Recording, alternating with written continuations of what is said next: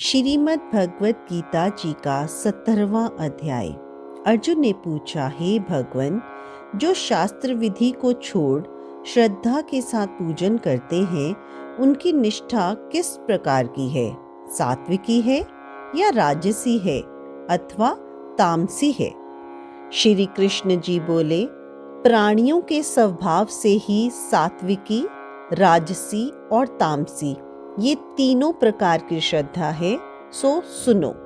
सात्विकी पुरुष देवताओं को पूजते हैं, रजोगुनी यक्ष राक्षसों को पूजते हैं और तामसी जन भूत प्रेतों को पूजते हैं। जो लोग कपट, अहंकार, काम, विषयानुराग और आग्रह युक्त शास्त्र में न कहा हुआ उग्र तप करते हैं, वे मूर्खता से केवल अपने श्रीरस्त आत्म को ही नहीं बल्कि मुझे कष्ट देते हैं। उन्हें निश्चय ही आसुरी जानिए।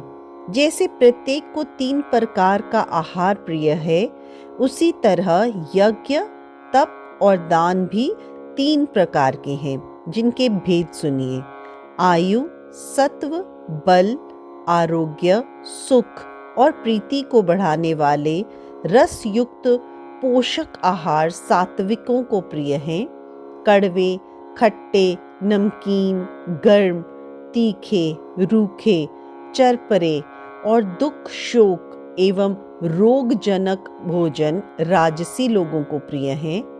पहरों का रखा हुआ अरिरस, दुर्गंध युक्त, बासी, उच्छिष्ट, अपवित्र भोजन तामसी लोगों को प्रिय लगता है। यज्ञ करना ही है, ऐसा मन को दृढ़ करके फल की इच्छा बिना विधि पूर्वक जो यज्ञ किया जाता है, वह सात्विक है। फल की कामना से और लोक दिखावे के लिए जो यज्ञ किया जाता है, उसे राजसी जानो। शास्त्र की विधि से हीन, अन्न दान मंत्रहीन और बिना श्रद्धा के किया हुआ यज्ञ तामसी कहलाता है।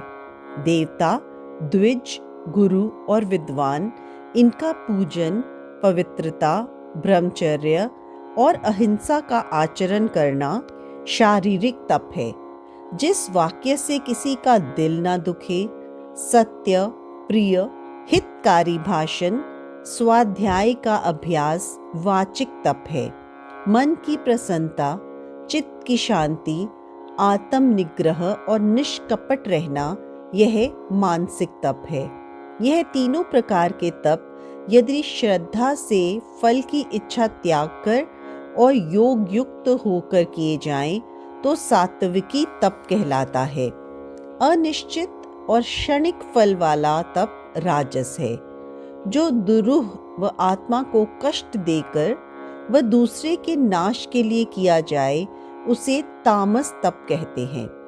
जो फल की इच्छा त्याग उत्तम बुद्धि से उत्तम स्थान में सत पात्र के बदले कोई वस्तु लेने की इच्छा बिना दिया जाता है, उसे सात्विक दान कहते हैं।